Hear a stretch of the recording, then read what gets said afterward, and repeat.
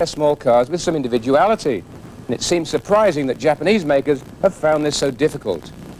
It's a sleek and tidy design with a trunk spoiler to emphasize its rather sporty configuration. A substantial body-side rub strip is featured, and this extends neatly around front and rear bumpers. As seems to be common these days, bumpers are body-colored. My only complaint is the nose styling, which looks like at least 6 other Japanese sedans and hatchbacks I could name. There must be something else stylists can do in these cases to make these cars look distinctive. More pedestrian Mazda 323s come with a single-cam 1.8-litre engine, but our GT was equipped with a powerful 1.8-litre 16-valve 4-cylinder twin-cam motor rated at 125 horsepower. This engine is very refined for its class, and I was surprised by its highway smoothness and quiet running. It also seems to have more go than the horsepower figures indicate. 0 to 100 kilometers per hour should be reached by this car in under 8 seconds, which puts it in some fairly fast company. The Protégé is a practical 4-door design and has a usefully sized trunk. Rear seat backs fold so you can shove quite long loads in the back and thread them into the passenger compartment. Our GT came with a 5-speed gearbox that worked very well indeed and was precise and solid feeling. High-revving 16-valve engines really demand a manual box, so I don't recommend the optional 4-speed automatic. According to Mazda, this car is rated at about 8.5 litres per 100 kilometers in combined city and highway use, so it's quite economical to run. It's also fairly keenly priced at $18,310. Mazda claims that the 323 is now one of the roomiest in its class, and I have to agree. Certainly these cars are spacious, and I found no lack of headroom or rear seat space.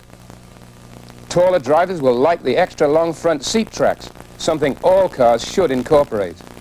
Suspension involves lightweight McPherson struts up front and a refined version of Mazda's twin trapezoidal link suspension at the rear. Road holding is predictable and agile, thanks to this work by Mazda's suspension people.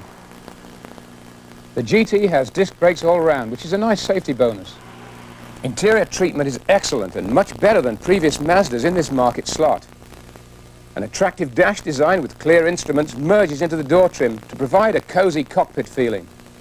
The front seats are the best I've ever found in this price range and set new standards as far as I'm concerned. Also, there's plenty of cockpit stowage space, including a useful slide-out drinks tray. The steering wheel is another best in class and is of proper 3-spoke design and just the right diameter and thickness.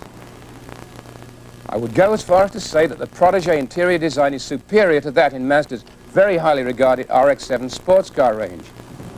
In fact, I can hardly find anything bad to say about this car in any department. It runs beautifully, it looks good, if a little conservative, and it offers sporty performance and handling combined with lots of people and luggage space. Of course, there's a huge selection in the market if you're shopping in this class. The new Nissan Stanza is an obvious one, and low-end Accords and Camrys also beckon. The Hyundai Sonata might be an alternative, and we mustn't forget the VW Jetta. There's also the Subaru Legacy and some models of the GM Cavalier and Ford Tempo and their equivalents. From Chrysler, the new Acclaim is a fair rival, though it's not quite as sporty. The trouble with this one, Ted, is what's not to like. Well, yes and no. I do like the car, but I have some reservations. First of all, I think that spoiler on the back looks absurd. I mean, it's ridiculous. Secondly, backseat headroom, if you notice or not, is really quite bad. And this is over $18,000. I like the Protégé, but if I'm going to part with $18,000 on this one, I have to think long and hard about it. Well, they're creeping up in this market, and this was a very well-equipped car. It had all kinds of electrical accessories and so forth.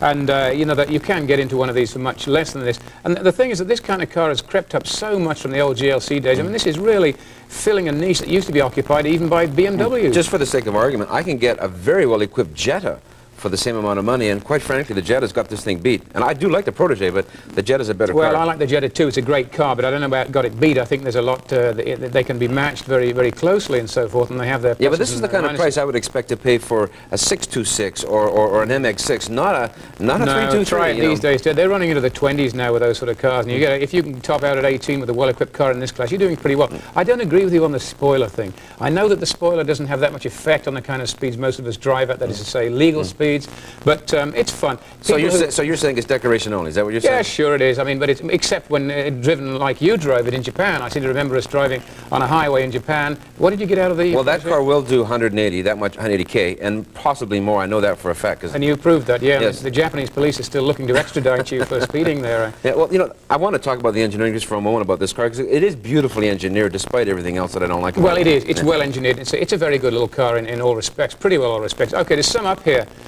what we didn't like about the car was the generic nose styling. The rear headroom was rather poor too. On the plus side, lots of things. Very smooth engine, a very nice steering wheel, and other ergonomic touches.